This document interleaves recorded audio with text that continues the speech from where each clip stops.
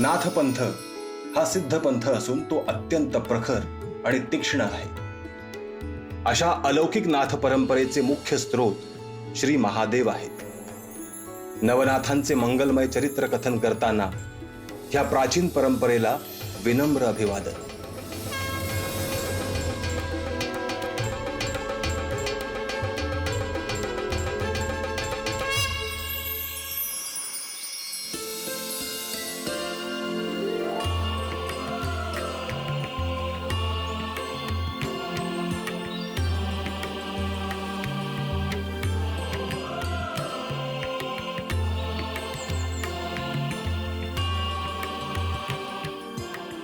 पार्वती, मी तुला जे गुप्त ज्ञान देणार आहे त्यासाठी हे स्थान अगदी योग्य आहे. पण ह्या अशा निर्जन अरण्यात आपण का आलो आहोत? मी आज तुला जे गुप्त ज्ञान देणार आहे ते कोणीही ऐकू नये म्हणून. पण ते इतर कोणी ऐकले तर काय होईल?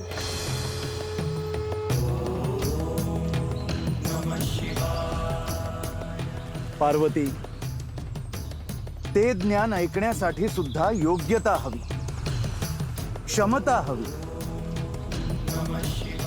आणि ती तुझ्यात आहे.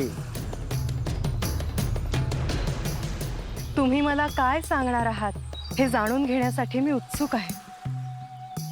पार्वती, क्षण अनक्षण महत्वाचा आहे.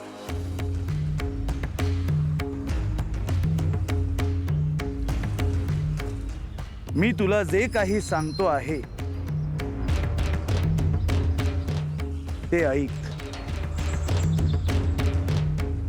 मनुष्याला हा बोध नाही की तो ह्या जन्माच्या आधी काही जन्म फिरून आलेला आहे. तो वेगवेगळी शरीर वेगवेगळ्या जन्मात धारण करून आलेला आहे. सृष्टीत दिसणारे अनंत पशु कीटक ह्या चक्रातून तो गेलेला आहे. प्रत्येक जीवात असलेला आत्मा हा समान आहे. ह्याकडे जो समान दृष्टीने पाहतो तो ज्ञानी होय. मनुष्य म्हणजे श्रेष्ठ आणि पशु म्हणजे कनिष्ठ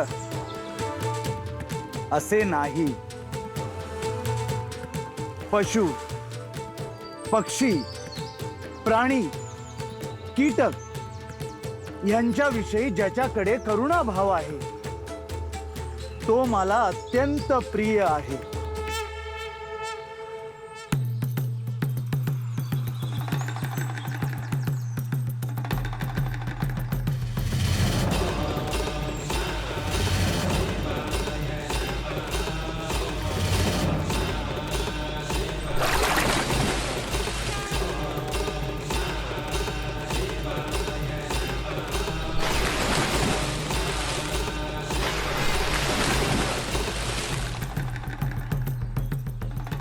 पार्वती, मी तुला जे सांगतो आहे ते तू ऐकते आहेस ना?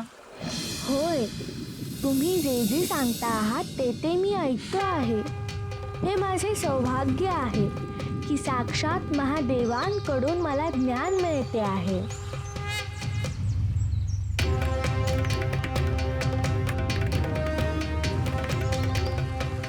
पार्वती,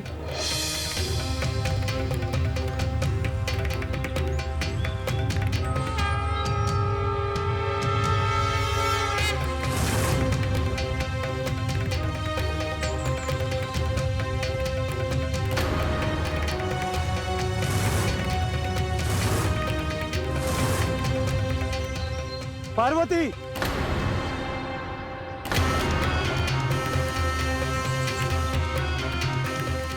क्षमा करा स्वामी.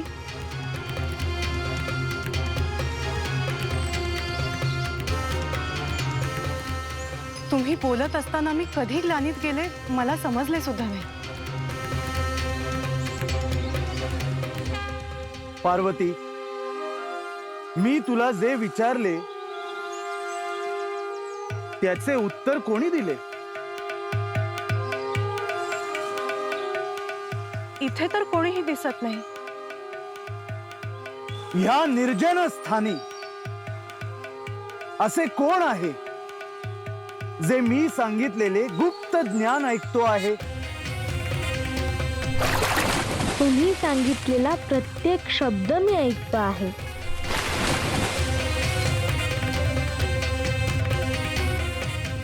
बालक, हा तर एका बालकाचा आवाज आहे.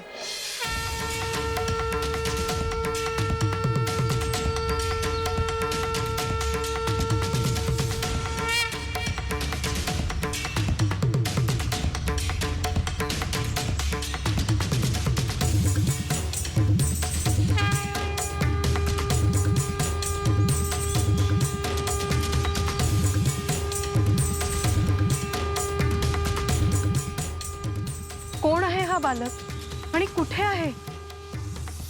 बालक माशाच्या गर्भात आहे आणि तो दिव्य मासा समुद्रात विहरतो आहे.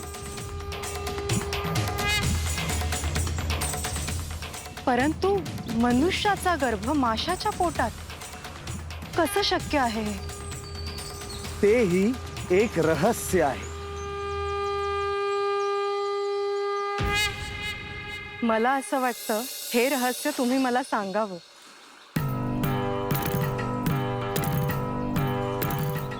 हा बालक म्हणजे प्रत्यक्ष कवी नारायणाचाच अवतार आहे.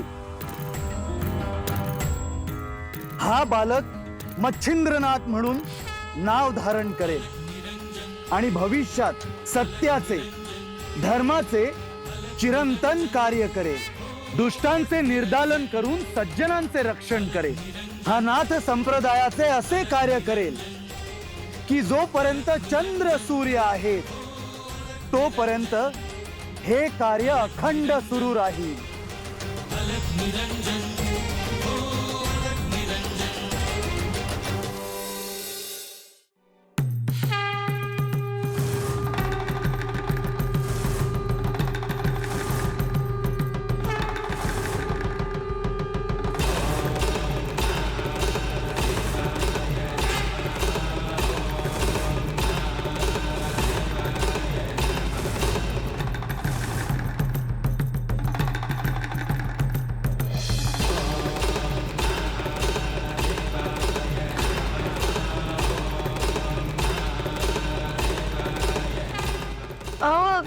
काय झालं? अगं मला डमरूचा आवाज आला. हाय, बर अजून काय? अगं डमरूचा आवाज म्हणजे शंभूशंकर येथेच कुठेतरी असतील बघ. तुमचं काहीतरीच असतं बघा. अगं खरं सांगतोय मी, तपान नाही पडलं मला. अहो आपल्याला पोरबाळ नाही ना, त्याचा विचार करता तुम्ही दिसभर आणि रातच्याला माशी जाग येते. बरं आता माझं ऐका, दुसरं लगीन करून टाका एकदाच. उगं काय बी बोलू नको खोळ्यागत. त्या पहाड झाल्या, काहीतरी शुभ घडणार बघ आज.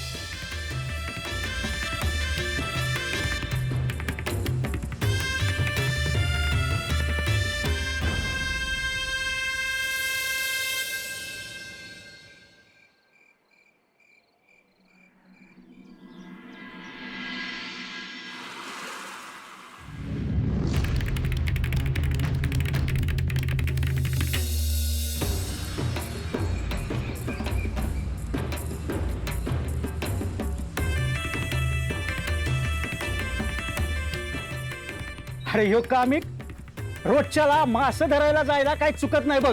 समद्या गावात मोठी नाव आहे त्याची. नाव? अरे जहाज म्हण जहाज. पर एवढं कमून नेणार कुठं हाय पोरणा बाळ याला? शंभूशंकर.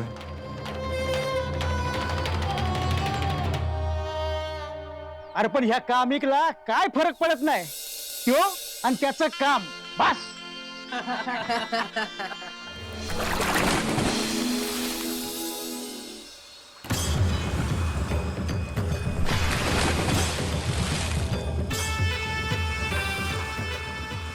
अरे देवा, ह्यो मासा आहे का आणि काय? एवढा मोठा मासा मी आत्ता पत्र बघितला नाही.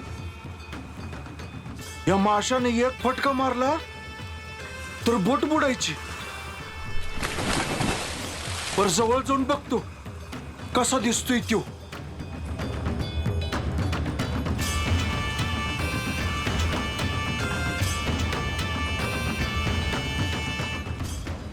शंभू महादेवा, आज पहाटच्यालाच डमरूचा आवाज ऐकला होता तेव्हाच मला कळालं होतं आज काहीतरी चांगलं घडणार आहे. पण काय घडणार आहे हे ठाव नव्हतं. एवढा मोठा मासा मॅच काय अख्ख्या वस्तीने बघितलं नसेल.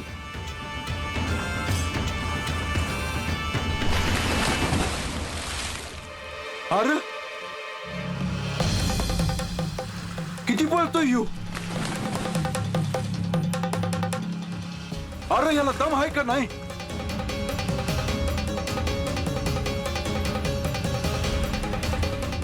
अरे ह्यो तर किनाऱ्याकडे चाललाय. तिकडे काय गाठोड यायचं.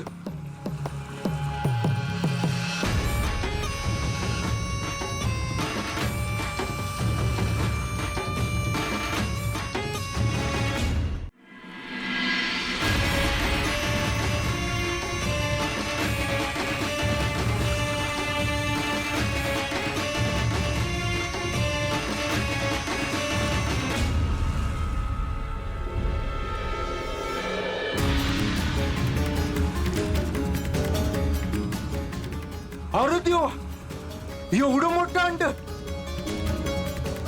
मासा अंड टाकून गेलं का काय.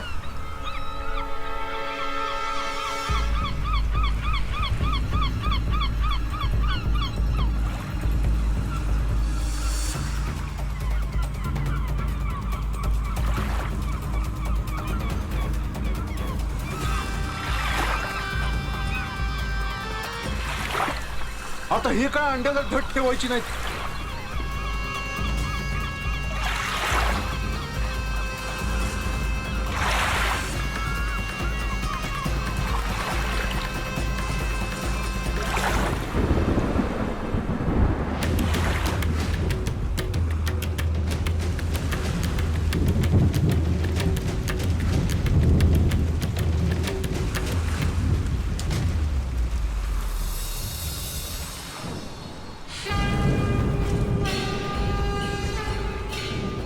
देवा महादेवा, हे काय बघतोय म्या.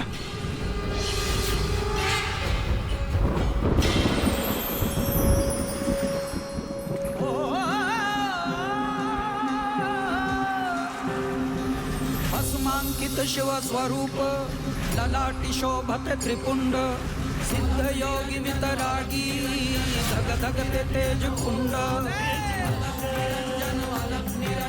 सज्जनासी संजीवन दुरितांपे निर्दालन एकनाद व्यापुनी त्रिभुवन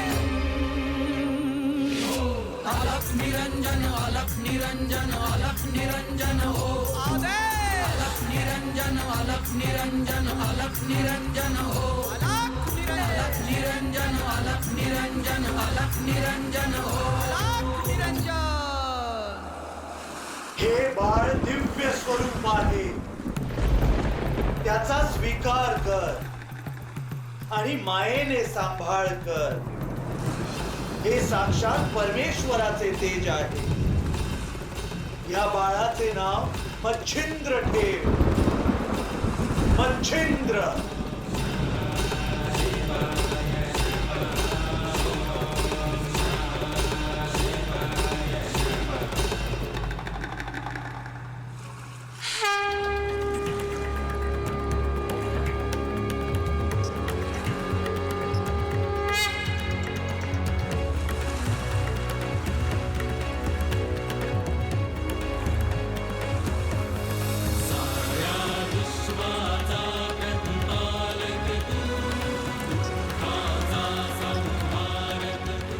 मच्छिंद्र, मच्छिंद्र,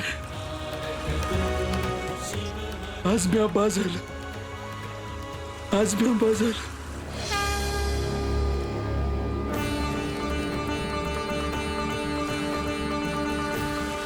शंभो शंकर.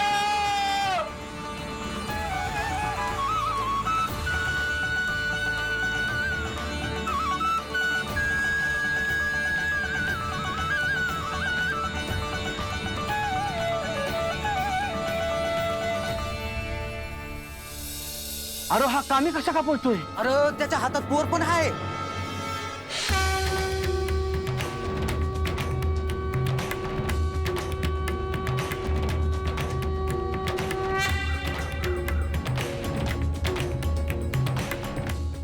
अरे कामी घ्या पोर कोणाचा आहे?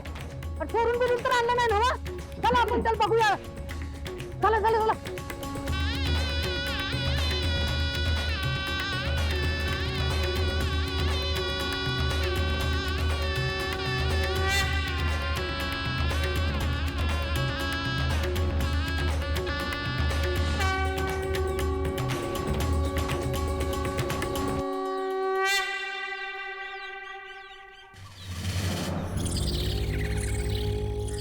कामी बाहेरचं पोर घेऊन आलाय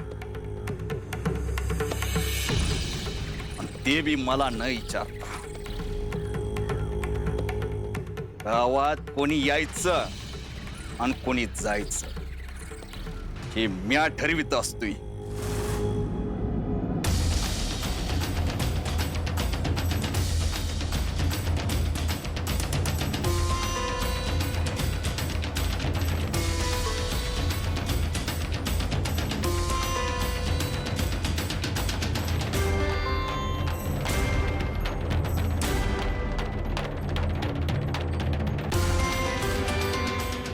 शाळेत होता अगे शाळेत होता.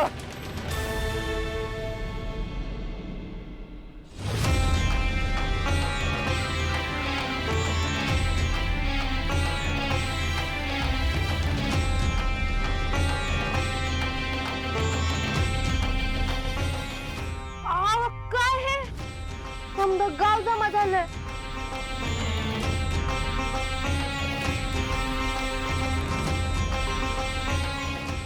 हे पोर कोणाचं? अगं किनाऱ्यावर घावला येऊ.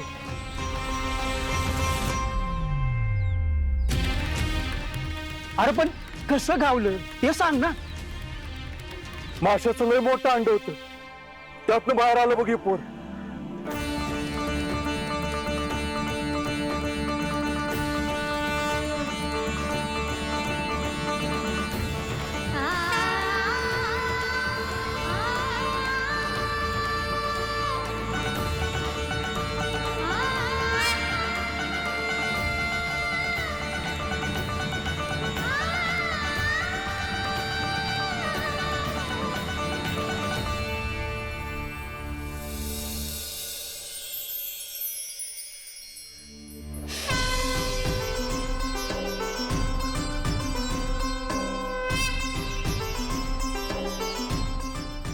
अगं लय गोड आहे ते पोर.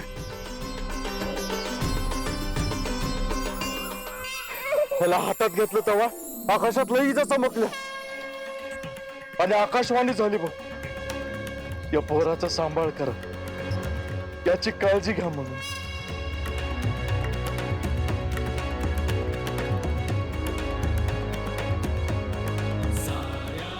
अगं हातात तर घे.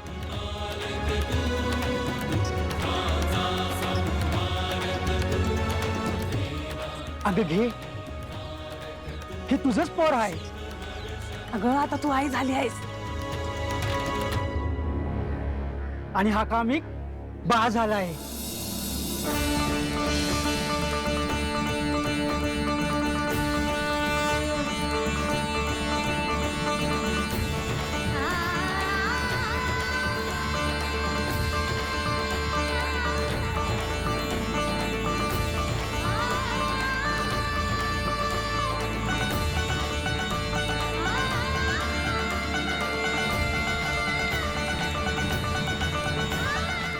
शरत होता त्याला आपण लहानाचं मोठं करायचं बोल. अगं देवानच दिलंय आपल्याला हे पोर. याला मी नुसतं मोठं नाही करणार. माझ्या तळ हाताच्या फोडासारखं जपवलं.